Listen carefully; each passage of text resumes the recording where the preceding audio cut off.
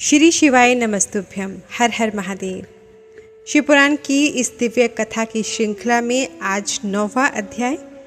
हमारी कथा में ब्रह्मा जी और नारद जी का संवाद चल रहा है। नारद जी शिव भगवान से संबंधित कथाएं ब्रह्मा जी से पूछ रहे हैं और ब्रह्मा जी उसका उत्तर देते हैं और ये सब बातें सूत जी महर्षियों को बता रहे हैं। तो सूत जी कहते हैं, हे ऋषियों। तत्पश्चात नारद जी ने विनय पूर्वक प्रणाम किया और उनसे पूछा, यानी कि ब्रह्मा जी से पूछा, भगवान शंकर कैलाश पर कब गए और महात्मा कुबेर से उनकी मित्रता कहाँ और कैसे हुई? प्रभु शिव जी कैलाश पर क्या करते हैं? कृपया कर मुझे बताइए। इसे सुनने के लिए मैं बहुत उत्सुक हूँ। ब्रह्मा जी बोले, हे नारद, मैं तुम्हें चंद्रमौली भगवान शिव के विषय में बताता हूँ। कांपल्य नगर में यज्ञदत्त दीक्षित नामक एक ब्राह्मण रहते थे जो अत्यंत प्रसिद्ध थे। वे यज्ञ विद्या में बड़े पारंगत थे। उनका गुणानिधि नामक एक 8 वर्षीय पुत्र था। उसका यज्ञोपवीत हो चुका था और वह भी बहुत सी विद्याएं जानता था, परंतु वह दुराचारी और जुआरी हो गया। वह हर वक्त खेलता कूदता रहता था तथा गाने बजाने वालों का साथी हो गया था।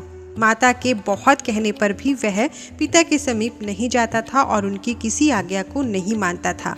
उसके पिता घर के कार्यों तथा दीक्षा आदि देने में लगे रहते थे। जब घर पर आकर अपनी पत्नी से गुणनिधि के बारे में पूछते तो वह झूठ कह देती कि वह कहीं स्नान करने या देवताओं का पूजन करने गया है। केवल एक ही पुत्र होने के कारण वह अपने पुत्र की कमियों को छुपाती रहती थी।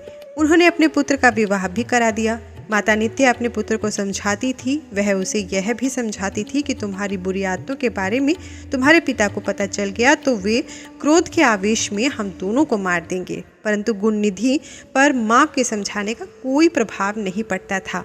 एक दिन उसने अपने पिता की अंगूठी चुरा ली और उसे जुए में हाराया। दैव योग से उसके पिता को अंगूठी के विषय में पता चल गया। जब उन्होंने अंगूठी जुआरी के हाथ में देखी और उससे पूछा तो जुआरी ने कहा, मैंने कोई चोरी नहीं की है, अंगूठी मुझे तुम्हारे पुत्र ने ही दी है। यही नहीं बल्कि उसने और जुआरियों को भी बहुत सारा धन घर से लाकर दिया है। परंतु आश्चर्य तो यह है कि तुम जैसे पंडित भी अपने पुत्र के लक्षणों को नहीं जान पाए। यह सारी बातें सुनकर पंडित दीक्षित का सिर शर्म से झुक गया। वे सिर झुकाकर और अपना मुख ढककर अपने घर की ओर चल दिए। घर पहुंचकर गुस्से से उन्होंने अपनी पत्नी को पुकारा। अपनी पत्नी से उन्होंने पूछा, तेरा लाडला पुत्र कहाँ है? मेरी अंगूठी जो मैंने सुबह तुम्हें दी थी वह कहाँ है? मुझे जल्दी से दे दो। पंडित की पत्नी ने फिर झूठ बोल दिया, मुझे स्मरण नहीं है कि वह कहाँ है। अब तो दीक्षित जी को और भी क्रोध आ गया। वे अपनी पत्नी से बोले, तू बड़ी सत्यवादिनी है, इसलिए मैं जब भी गुणनिधि के बारे में पूछता हूँ तब मुझे अपनी बातों से बहला देती है। यह कहकर दीक्षित जी घर के अन्य सामानों को ढूंढने लगे, किंतु उन्हें कोई वस्तु न मिली क्योंकि वे सब वस्तुएं गुणनिधि जुए में हार चुका था। क्रोध में आकर पंडित ने अपनी पत्नी और पुत्र को घर से निकाल दिया। आगे ब्रह्मा जी कहते हैं, हे नारद, जब यह समाचार गुणनिधि को मिला तो उसे अपने भविष्य की चिंता हुई। वह कई दिनों तक भूखा प्यासा भटकता रहा। एक दिन भूख प्यास से व्याकुल वह एक शिव मंदिर के पास बैठ गया। एक शिव भक्त अपने परिवार सहित शिव पूजन के लिए विविध सामग्री लेकर आया था। उसने परिवार सहित भगवान शिव का विधि विधान से पूजन किया और नाना प्रकार के पकवान शिवलिंग पर चढ़ाए।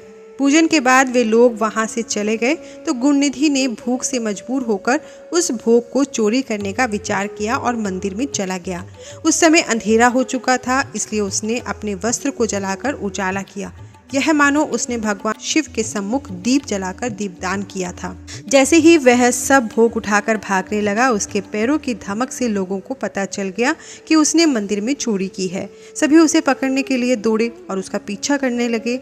नगर के लोगों ने उसे खूब मारा। उनकी मार को उसका भूखा शरीर सहन नहीं कर सका और उसके प्राण पखेरु उड़ गए। उसके कुकर्मों के कारण यमदूत उसको बांध कर ले जा रहे थे। तभी भगवान शिव के पार्षद वहां आ गए और गुणनिधि को यमदूतों के बंधनों से मुक्त करा दिया। यमदूतों ने शिवगणों को नमस्कार किया और बताया कि यह बड़ा पापी और धर्म कर्म से हीन है। यह अपने पिता का भी शत्रु है। इसने शिव जी के भोग की भी चोरी की है। इसने बहुत से पाप किए हैं, इसलिए यह यमलोक का अधिकारी है। इसे हमारे साथ जाने दे ताकि विभिन्न नरकों को यह भोग सके। तब शिवगणों ने उत्तर दिया कि निश्चय ही गुणनिधि ने बहुत से पाप कर्म किए हैं, परंतु इसने कुछ पुण्य कर्म भी किए हैं जो संख्या में कम होने पर भी पाप कर्मों को नष्ट करने वाले हैं। इसने रात्रि में अपने वस्त्र को फाड़कर शिवलिंग के समक्ष दीपक में बत्ती डालकर उसे जलाया और दीपदान किया।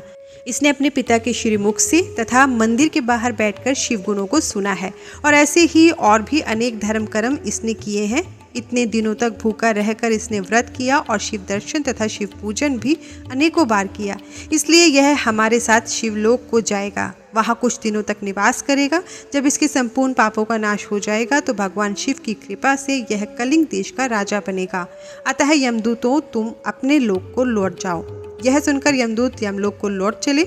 उन्होंने यमराज को इस विषय में सूचना दे दी और यमराज ने इसको प्रसन्नतापूर्वक स्वीकार कर लिया। तत्पश्चात गुणनिधि नामक ब्राह्मण को लेकर शिवगण शिवलोक चले गए।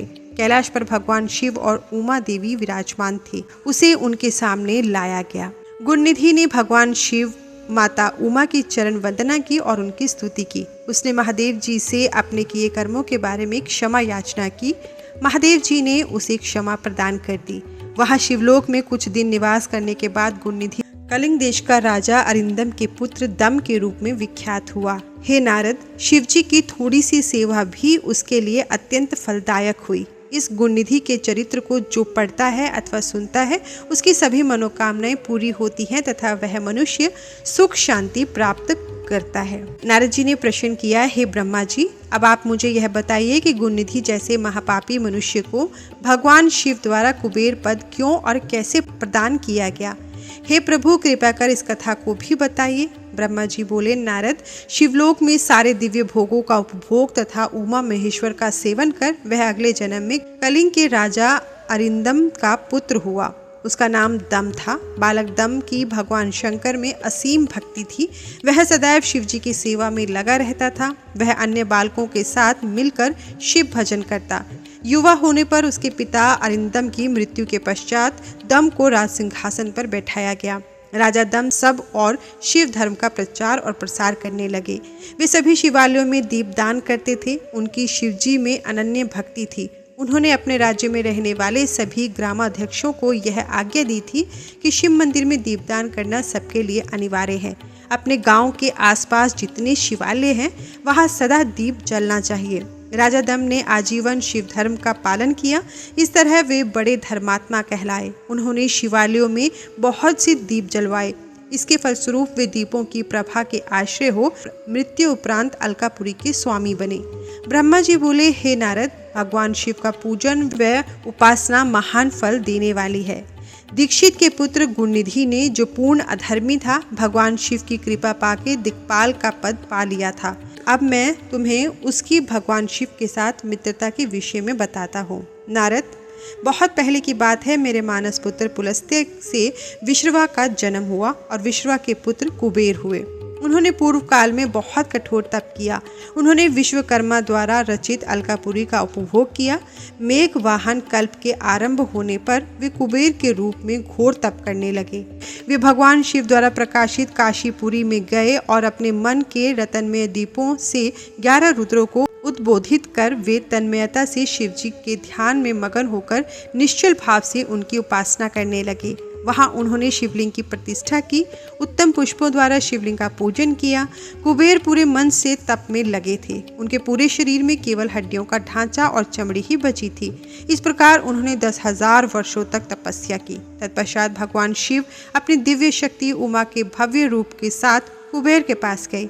अलकापति कुबेर मन को एकाग्र कर शिवलिंग के सामने तपस्या में लीन थे।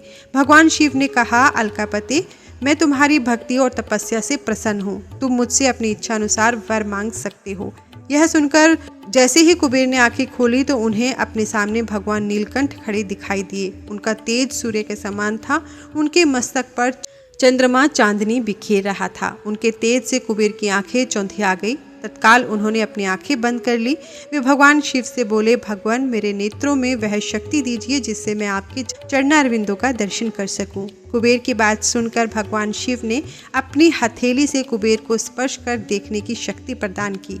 दिव्य दृष्टि प्राप्त होने पर वे आंखें फाड़ फाड़ कर देवी उमा की ओर देखने लगे। वे सोचने लगे कि भगवान शिव के साथ यह सर्वांग सुंदरी कौन है। इसने ऐसा कौन सा तप किया है जो इसे भगवान शिव की कृपा से उनका सामीप्य रूप और सौभाग्य प्राप्त हुआ है। वे देवी उमा को निरंतर देखते ही जा रहे थे। देवी को घूरने के कारण उनकी बाईं आंख फूट गई। शिव जी ने उमा से कहा, उमे, यह तुम्हारा पुत्र है, यह तुम्हें क्रूर दृष्टि से नहीं देख रहा है, यह तुम्हारे तप बल को जानने की कोशिश कर रहा है। फिर भगवान शिव ने कुबेर से कहा, मैं तुम्हारी तपस्या से बहुत प्रसन्न हूँ। मैं तुम्हें वर देता हूँ कि तुम समस्त निधियों और गुह्य शक्तियों के स्वामी हो जाओ, सुव्रतों, यक्षों और किन्नरों के अधिपति होकर धन के दाता बनो। मेरी तुमसे सदा मित्रता रहेगी और मैं तुम्हारे पास सदा निवास करूंगा, अर्थात तुम्हारे स्थान अलकापुरी के पास ही मैं निवास करूंगा। कुबेर, अब तुम अपनी माता उमा के चरणों में प्रणाम करो, ये ही तुम्हारी माता है। ब्रह्मा जी कहते हैं, नारद, इस प्रकार भगवान शिव ने देवी से कहा, हे देवी, यह आपके पुत्र के समान है, इस पर अपनी कृपा करो। यह सुनकर उमा देवी बोली, वत्स, तुम्हारी भगवान शिव में सदैव निर्मल भक्ति बनी रहे। बाईं आंख फूट जाने पर तुम एक ही पिंगल नेत्र से युक्त रहो। महादेव जी ने जो वर तुम्हें प्रदान किए हैं वे सुलभ हों। मेरे रूप से ईर्ष्या के कारण तुम कुबेर के नाम से प्रसिद्ध होगे। कुबेर को वर देकर भगवान शिव और देवी उमा अपने धाम को चले गए। इस प्रकार भगवान शिव और कुबेर में मित्रता हुई और वे अलकापुरी के निकट कैलाश पर्वत पर निवास करने लगे। नारद जी ने कहा, ब्रह्मा जी, आप धन्य हैं, आपने मुझ पर कृपा कर मुझे इस अमृत कथा के बारे में बताया। निश्चय ही शिव भक्ति दुखों को दूर कर समस्त सुख प्रदान करने वाली है। इसके आगे ब्रह्मा जी कहते हैं, हे नारद मुनि, कुबेर के कैलाश पर्वत पर तप करने से वहां पर भगवान शिव का शुभ आगमन हुआ। कुबेर को वर देने वाले विश्वेश्वर शिव जब निधिपति होने पर वर देकर अंतर्धान हो गए, तब उनके मन में विचार आया कि मैं अपने रुद्र रूप में, जिसका जन्म ब्रह्मा जी के ललाट से हुआ है और जो संहारक है, कैलाश पर्वत पर निवास करूंगा। शिव की इच्छा से कैलाश जाने के इच्छुक रुद्रदेव ने बड़े जोर जोर से अपना डमरू बजाना शुरू कर दिया। वह ध्वनि उत्साह बढ़ाने वाली थी। डमरू की ध्वनि तीनों लोकों में गूंज रही थी। उस ध्वनि में सुनने वालों को अपने पास आने का अनुग्रह था। उस डमरू ध्वनि को सुनकर ब्रह्मा, विष्णु आदि सभी देवता, ऋषि मुनि, वेद शास्त्रों को जानने वाले सिद्ध लोग बड़े उत्साहित होकर कैलाश पर्वत पर पहुंचे। भगवान शिव के सारे पार्षद और गणपाल जहां भी थे वे कैलाश पर्वत पर पहुंचते हैं। साथ ही असंख्य गणों सहित अपनी लाखों करोड़ों भयावनी भूत प्रेतों की सेना के साथ स्वयं शिव जी भी वहां पहुंचे। सभी गणपाल शस्त्रों भुजाओं से युक्त थे। उनके मस्तक पर जटाएं थी। सभी चंद्रचूड़, नीलकंठ और त्रिलोचन थे। हार, कुंडल, केयूर तथा मुकुट से वे अलंकृत थे। भगवान शिव ने विश्वकर्मा को कैलाश पर्वत पर निवास बनाने की आज्ञा दी। वे अपने भक्तों के रहने के लिए योग्य आवास तैयार करने का आदेश दिया। विश्वकर्मा ने आज्ञा पाते ही अनेकों प्रकार के सुंदर निवास स्थान वहां बना दिए। उत्तम मुहूर्त में उन्होंने वहां प्रवेश किया। इस मधुर बेला पर सभी देवताओं, ऋषि मुनियों और सिद्धों सहित ब्रह्मा और विष्णु जी ने शिव जी व उमा का अभिषेक किया। विभिन्न प्रकार से उनकी पूजा अर्चना और स्तुति की। प्रभु की आरती उतारी। उस समय आकाश में फूलों की वर्षा हुई। इस समय चारों ओर भगवान शिव तथा देवी उमा की जय जयकार हो रही थी। सभी की स्तुति से प्रसन्न होकर भगवान शिव ने उन्हें उनकी इच्छा के अनुसार वरदान दिया तथा उन्हें अभीष्ट और मनोवांछित वस्तुएं भेंट की। तत्पश्चात भगवान शंकर की आज्ञा लेकर सभी लोग अपने अपने निवास को चले गए। कुबेर भी भगवान शिव की आज्ञा पाकर अपने स्थान अलकापुरी को चले गए। तत्पश्चात भगवान शंभु वहां निवास करने लगे। वे योग साधना में लीन होकर ध्यान में मगन रहते। कुछ समय तक वहां अकेले निवास करने के बाद उन्होंने दक्ष कन्या देवी सती को पत्नी रूप में प्राप्त कर लिया। देवऋषि अवरुद्र भगवान देवी सती के साथ वहां सुखपूर्वक विहार करने लगे। हे नारद, इस प्रकार मैंने तुम्हें भगवान शिव के रुद्र अवतार का वर्णन और उनके कैलाश पर आगमन की उत्तम कथा सुनाई है। तुम्हें शिव जी व कुबेर की मित्रता और भगवान शिव की विभिन्न लीलाओं के विषय में बताया है। उनकी भक्ति तीनों लोकों का सुख प्रदान करने वाली है तथा मनोवांछित फलों को देने वाली है। इस लोक में ही नहीं बल्कि परलोक में भी सद्गति प्राप्त होती है। इस कथा को जो मनुष्य एकाग्र होकर सुनता या पढ़ता है वह इस लोक में सुख और भोगों को पाकर मोक्ष को प्राप्त होता है। नारद जी ने ब्रह्मा जी का धन्यवाद किया और उनकी स्तुति की। वे बोले कि प्रभु, आपने मुझे इस अमृत कथा को सुनाया है।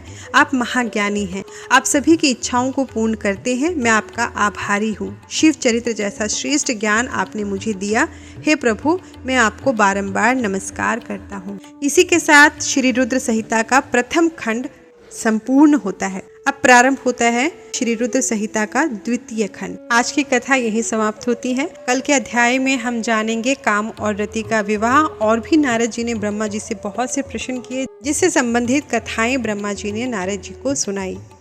हर हर महादेव। धन्यवाद।